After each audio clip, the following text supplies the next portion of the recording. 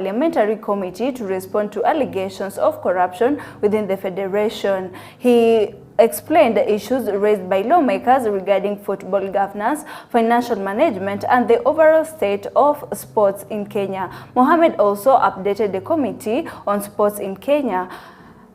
Yeah, and allow me to take that again. The president of the Football Kenya Federation, Hussein Mohammed, has appeared before a parliamentary committee to respond to allegations of corruption within the federation. He explained issues raised by lawmakers regarding football governance, financial management, and the overall state of the sports in Kenya. Mohammed also updated the committee on the challenges facing Kenyan football, including administrative problems and the development gaps.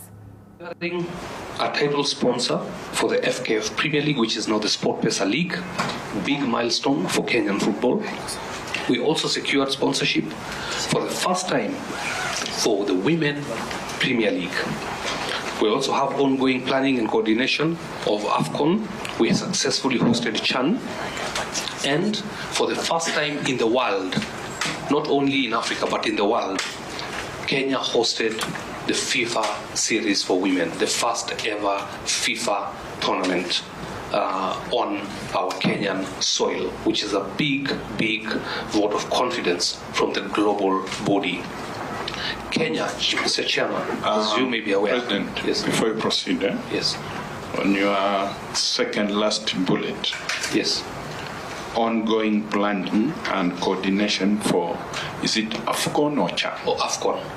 So that is a typo. That is a typo. Apologies for that, Chair. You're right. So that is a typo. It should be AFCON. So, Chair, on qualifications for the women team for AFCON, another major milestone, which will be held in Morocco this August coming up, and Kenya has qualified to compete amongst the best in the world.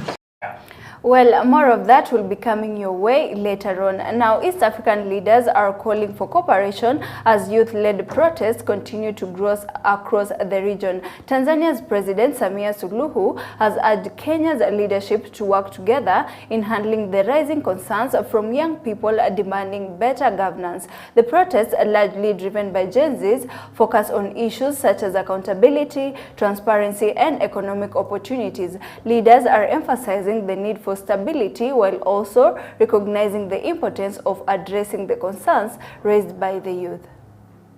Giria maovu yanayotokea upande mmoja na upande wa pili wakashangilia. Sisi yanapotokea maovu Kenya ni maovu yetu, tushirikiane kuyaondoa. Yanapotokea maovu Tanzania vivyo hivyo. Leo tulikuwa tunazungumza na Rais Ruto asubuhi. Sio asubuhi mchana, maana amechelewa naye amekuja mchana. Tukaa tunazungumza jinsi ya kudeal na hawa watoto wetu watovu wa adabu. Wanaojiita nani hilo jina? Hao.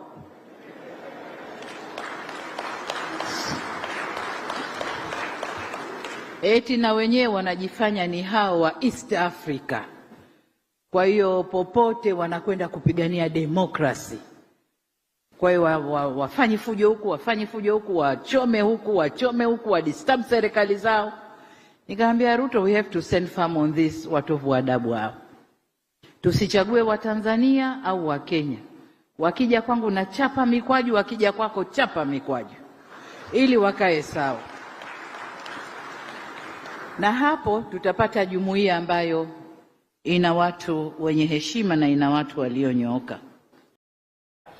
Now, government spokesperson Isaac Mwaura has called for respect of leadership transition in the country. Mwaura said that if former President Uhuru Kenyatta has retired from office, he should allow President William Ruto to focus on his work without interference. He emphasized the importance of allowing the current administration to carry out its mandate and deliver on its promises to citizens. Mwaura's remarks came amid ongoing political debates about the role of former leaders in active national politics. Kama rais ameweza kustaafu ni vizuri awache kwamba yule ambaye yupo afanye kazi yake inavyofaa, ili kuwe na umoja, kuwe na utangamano, na kama kuna mambo yote ambayo pengine yanatokea, basi kuna kuwa na mawasiliano. Na hilo ni jambo ambalo unaliona kabisa hata kule Marekani, wakati rais amestaafu, anakwenda kufanya kazi nyingine. Na leo asubuhi nilikuwa namfikiria yule Jimmy Carter ambaye alikuwa ameishi miaka mingi zaidi, na alipoacha uongozi yeye alienda kushughulikia watu, akaenda kujengea watu manyumba, akaenda kufanya mambo ya kuleta amani, na akaishi miaka mingi kuliko rais yote mwingine. Na hayo ndio mambo ambayo yanafaa kuwa wakati unapostaafu kuwa rais, na ndivyo mtiposa iwe ni kielelezo chema ambacho kipo katika jamii hii yetu ya Kenya. The Mount Kenya region is the UDA party is very strong. If you look at even the turnout of those people who have participated in the grassroots elections, 580,000 people came out to be elected as officials. That has never happened before in the history of this republic. And that's why I'm insisting that we need national political parties. UDA remains to be so. UDA has a very firm grip in the mountain. And if you want to doubt that, look at the Mbere by-election. Didn't UDA win?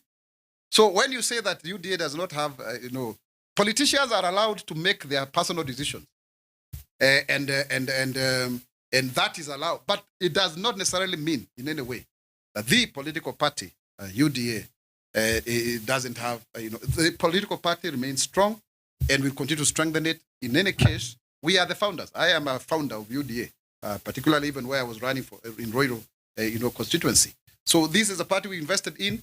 And also, just to make it clear, we don't want a situation where we have political parties that die after every election. No. Political parties should be institutions so that they are able to carry the vision of the country forward. That is how democracies are strengthened. Like if you see America, we have Democrats and Republicans. Elsewhere, 5 families have been affected by a landslide in the Kipka area of Elgeyo-Marakwet County. The incident has caused damage and forced concerns among local residents. Authorities are now urging people living in high-risk areas to move to safer locations to avoid further damage. Residents are also being asked to take care of the environment and avoid activities that may worsen soil erosion. Heavy rainfall in the region has been identified as the main cause of the landslide. Officials continue to monitor the situation as they work to ensure the safety of affected communities. Come with a lot of destruction. We've experienced mudslides and landslides in our area. We visited the affected areas of Kipka sublocation, where 5 households have been displaced after their homes were destroyed by a landslide. We also visited the Kolol area along the Iten Kabarnet Road. We have also visited Siroch village, where another 5 households have been displaced as a result of landslides. And approximately 50 others are at risk of the same should there be continuation of rains. For this case, we are looking at the emergency kit. The emergency kit contains tarpaulins, we have kitchen sets, we have bar soaps, we have, of course, Pure. The Pure is water treatment chemicals. We are looking at, of course, blankets because of the upper respiratory diseases that may occur after these incidents have emerged. And those are some of the key things that probably the communities are in need.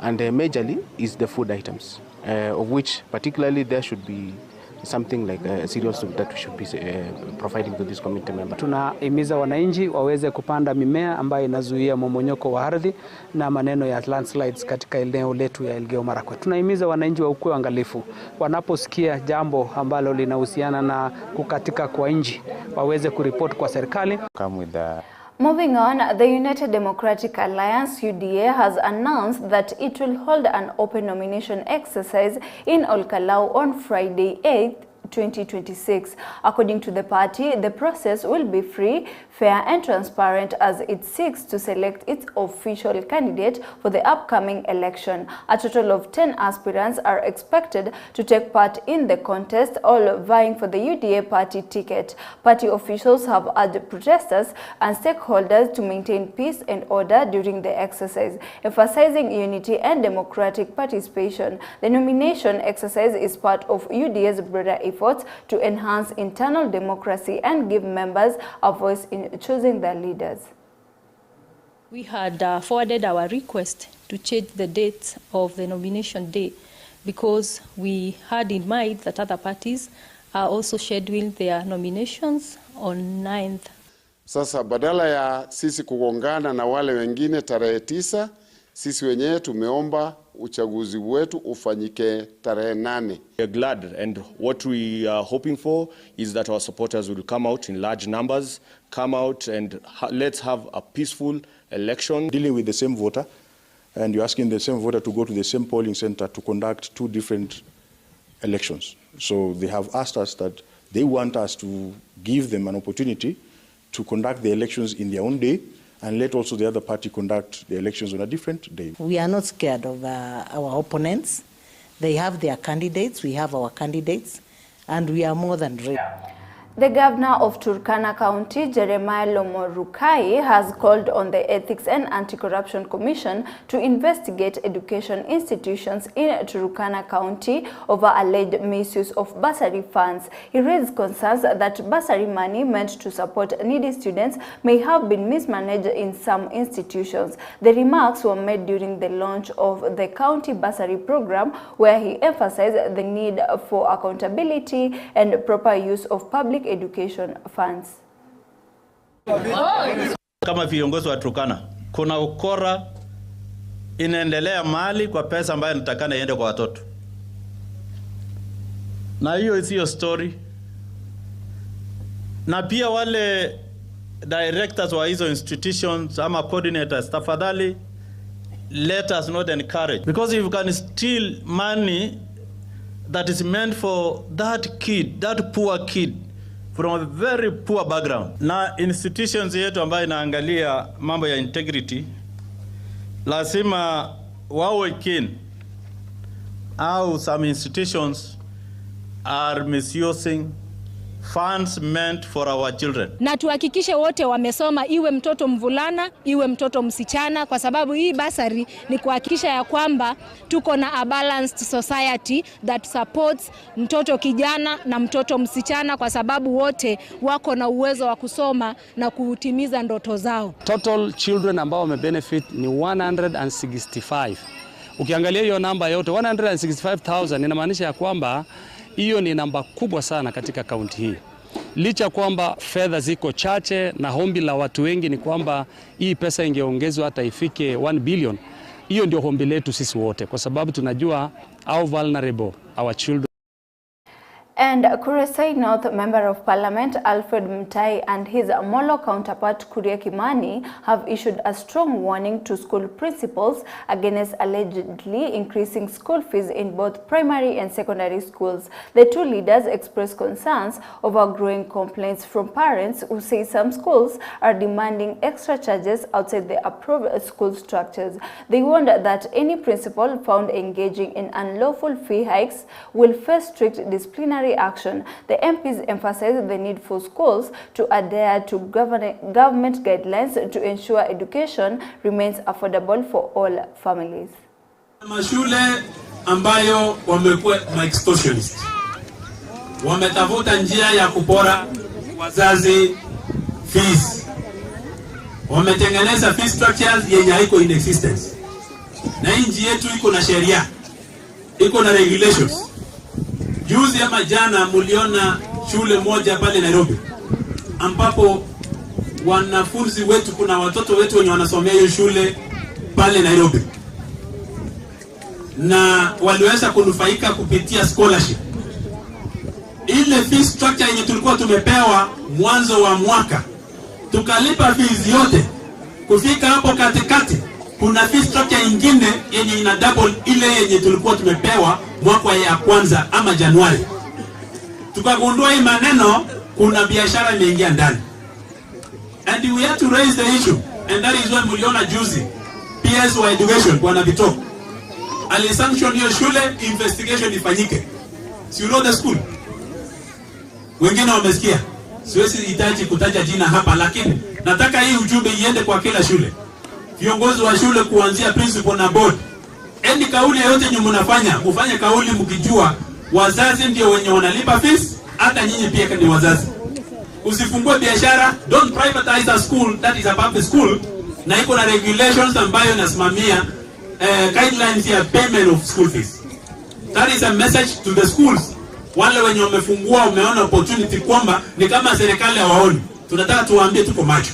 You know, wakati sisi CDF tunajenga madarasa katika shule yetu, na najua nyinyi mmekuja kwa function ya shule tukilaunch madarasa. Kila darasa tunajenga na tunaweka desks. Ni kweli ama ni uongo? Ni kweli ama ni uongo? Madarasa yote ya CDF tunajenga darasa na tunaweka nini? Sasa hii pesa mwalimu anaenda kuitisha desk nyingine, kwani mwanafunzi anakalia desk mbili? Now, to matters health, expectant mothers have been urged to attend regular prenatal checkups to ensure a healthy pregnancy. Speaking at a pregnancy fair held at Mombasa Hospital, gynecologist Dr. Tanwira highlighted the importance of a routine antenatal visit. He explained that these checkups help doctors detect any complications early and monitors the baby's development. Regular visits also give mothers important advice on nutrition, lifestyle and preparing for childbirth. Dr. Natwira encouraged all pregnant women to attend their scheduled clinic appointments, saying that consistent care is key to protecting both the mother and the unborn child. In the second trimester, at between 20 and 24 weeks, we do another scan, and we also do a sugar check. And the purpose of the scan is to screen for any abnormalities in that baby. And then we have the third trimester, that is now when we plan for delivery. We check the growth of the baby, and of course we do for every clinic visit urine test to check for kidney complications, and we check also the weight of the mothers and the blood pressure of the mother. And then we prepare them for delivery. We have classes here that optimize our care also through knowledge to the mother on what to expect, the danger symptoms, and where to go and to plan for the birth. I have come for the pregnancy fair today. I think I will learn a lot, also get to interact with other pregnant moms and share experiences, and also get a feel of Mombasa Hospital to see the wards and see if it's where I can consider to come to for delivery. Yeah. Kama saa hizi nimetoka kuona supplements that I needed to take, something I had not known before, and I'm sure we will have other informative discussions as we continue with it. Yeah. So you find that during pregnancy, these women, they normally undergo that, let's say they're delicate. So they must use products that are satisfied. You find that during this period, they tend to be more delicate. That's the reason as to why they're supposed to use certified products to prevent any infections during this time. So umuhimu wa kuwa na cover, badala ya mtu kama mzazi ama mama, badala ya kuwa na stress wakati unaenda kudeliver, pesa kutoa mfukoni, insurance inakupea cover. Unaenda kudeliver bila stress ukiwa na insurance. Unapeana tu card na unaenda unadeliver, na pia even the government, in partnership with Cambridge, has launched the TRACE project in Kilifi County to study the impact of aflatoxin on children. The three-year research aims to understand how exposure to aflatoxin affects children's health, including growth and immunity. Experts warn that aflatoxin may reduce vaccine effectiveness and contribute to stunted growth in children. The study will also examine community practices that lead to exposure, especially in context of changing climate conditions. Findings from the research are expected to support the development of better health policies and long-term solutions to protect children. And we need to start thinking of new tools and new evidence that can help us get past this plateau that we are currently seeing in terms of progress towards reducing child survival. One of these issues that we think is underlying this slowing in progress is this challenge of aflatoxins and how they impact child health in terms of their immunity, in terms of their nutritional status, and in terms of their survival ultimately. Aflatoxins are compounds which many of us are familiar with already. They contaminate the food that we have on our tables every day. In Kenya, almost every household relies on grain, particularly maize, in the form of ugali, in the form of porridge, in the form of githeri, as a staple food. And aflatoxins are one of the contaminants that affect these grains. What we are learning now from new evidence is that the effects of aflatoxin can extend to impacting the effectiveness of some of these very interventions that have been responsible for some of the progress we've seen, particularly vaccines and how children respond to vaccines that are administered through our routine Ministry of Health program. And so TRACE is designed to develop the evidence base, working across sectors, health, agriculture, environmental and climate departments, both at government level, but also within our research institutes, to generate the key evidence that will be required to fill this gap in policy and practice to reduce the effects of aflatoxins on health, particularly among newborns and children. Exposure aflatoxin.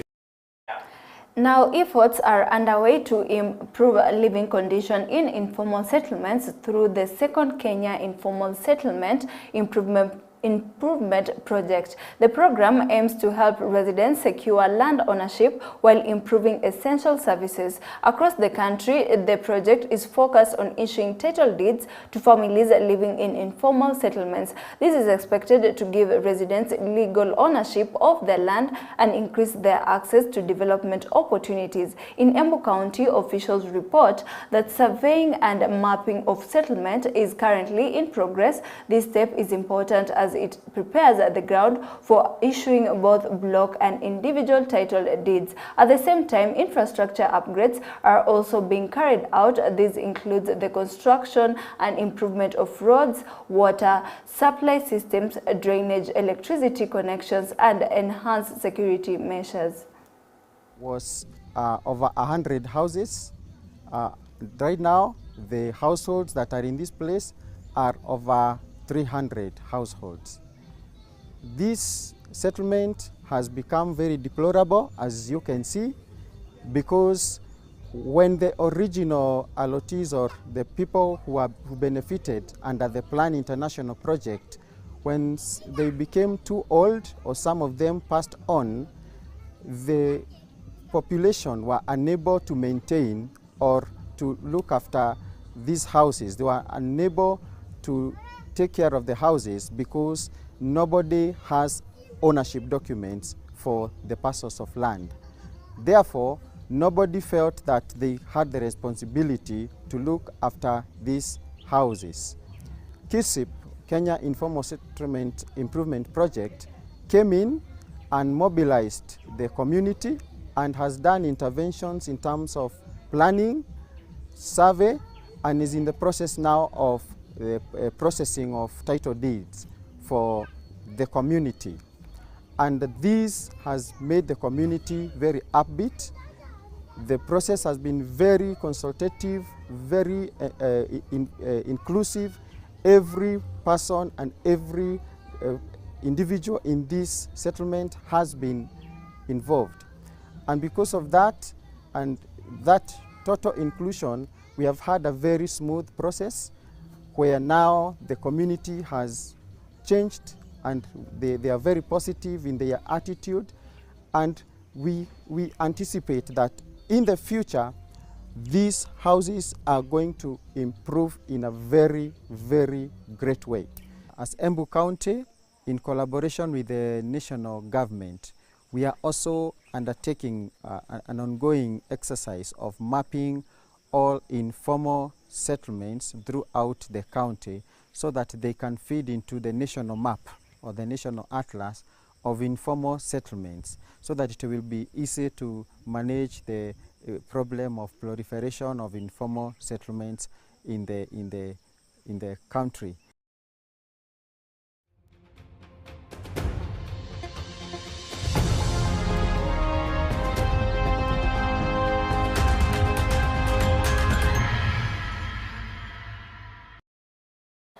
Now, in business news, Kenya is becoming an important center of textile and apparel investment. Many global brands are now looking for new places to produce their clothing, and Kenya is gaining attention. This was highlighted at the Africa's Sourcing and Fashion Week in Nairobi, where industry leaders, investors, and designers had gathered. They discussed opportunities in manufacturing, job creation, and export growth. Experts say Kenya has a strong potential because of its skilled workforce, growing infrastructure, and access to international markets. The government is also supporting the sector to attract more investors as interest continues to grow. Kenya could become a leading hub for textile production in Africa. Increase the number of EPZs that we are having around, and also trying to reduce by bringing into the tax bracket those people who are importing mitumbas into the countries. This is in one way will reduce the number of mitumbas that can come in, and by doing so will boost the production of textile in the country. Asians are now setting up factories in Africa so that they can export from Africa to US. I believe then in about 10 years from now, there will be no way just leaving out Africa when it comes to manufacturing up as a manufacturing continent.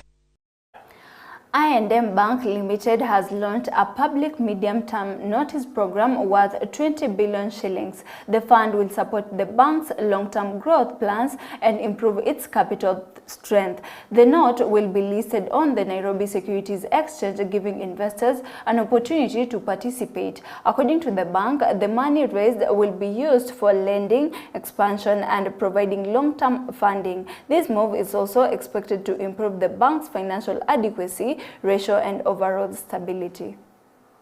Intent of this capital raising is to supplement our capital base.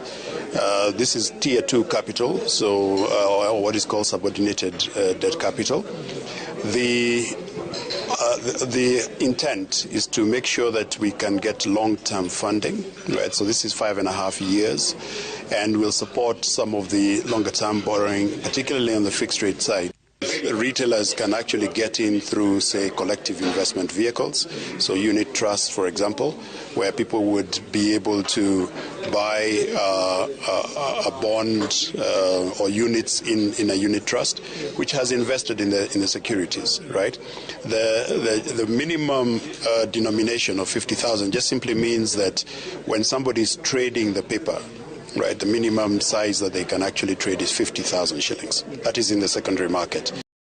Now, the Kenya Revenue Authority has collected 31 billion shillings from the country's betting and gaming sector in the 2024-2025 financial year. This shows the industry's growing role in supporting national revenue. Speaking at the iGaming African Summit 2026 in Nairobi, KRA's Chief Manager for Betting and Gaming Tax Compliance, Joseph Otieno, said the growth is due to better laws, a more organized tax system, and stronger enforcement. He explained that the KRA has improved the compliance measures in the fast-growing sector, making sure more betting compliance tax their taxes. We are finding a mechanism to exclude the use of immovable assets as part of the gambling wagers, so that people do not stake family money or family property in pursuit of a high. And the thing we must remind every Kenyan, young and old, gambling is purely entertainment. Also, we are pushing for compliance. It is that regulation is seen as a threat. However, it is not supposed to be that way. It is supposed to be that regulation is actually supposed to support innovation, supposed to support compliance. As we talk of this current financial year, operating under the new tax regime, we have got collections that almost supersede the collections for a single financial year. So far, we can be able to talk about 33 billion so far collected in respect of the taxes collected from the sectors. And mango farmers in Karurumo, Runyenjes constituency, are urging the government to install cold rooms and refrigeration facilities at the newly built Karurumo market. According to the market chairman, Joseph Njagi, these facilities will help reduce the high level of post-harvest loss experienced by farmers. He explained that proper storage will keep mangoes and other farm produce fresh from longer periods. The cold rooms are also expected to benefit traders from Runyenjes and nearby areas such as Manyata and parts of Embu County along the Embu-Ishara Road. Farmers believe that improved storage will not only minimize waste but also boost agricultural growth and increase their earnings. Ingi sana na watu wa kutoka mbalimbali wanakuja hapa kutoka nchi za nje wakikuja kununua maembe. Kwa hivyo soko ikijengwa hapa na tuwe na biashara mzuri ya maembe, watu watakuwa wakinunua na wakitusaidia sana. Katika area ya Karurumo, watu wengi sana ni wakulima. Wakulima wa maembe, wakulima wa fakando, wakulima wa mahindi na maharagwe. So hiyo soko ikiisha, tunaona itasaidia sana hawa wakulima wa huko. Hii msimu ya maembe tumekuwa na a lot of waste. Lakini tukiwa na soko, wafanyabiashara watakuja kununua kwa hii soko. Na we are getting buyers from as far as Uganda, wengine wanatoka Burundi, wengine wanatoka Tanzania, wanakuja kwa hii sehemu. So wakati wa msimu wa maembe tunakuwa na wakati.